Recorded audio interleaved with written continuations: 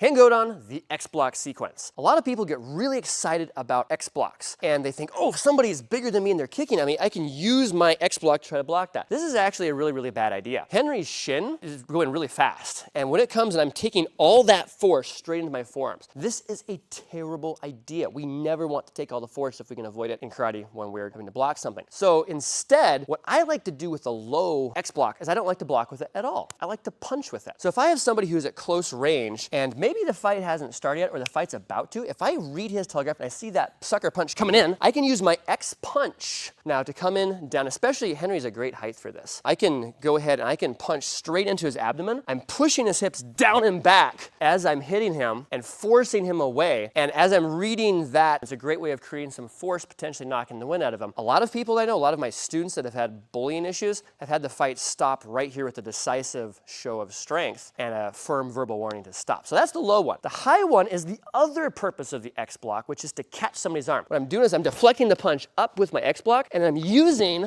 my trap position to trap and lock his elbow. So as he does this, all his momentum coming in, I want to catch him here. You notice how I'm not stopping? The kata we stop to make sure we're in the right spot. But in real life, we don't stop. This puts me in the dominant position. Go get a partner, get in class, go train with us.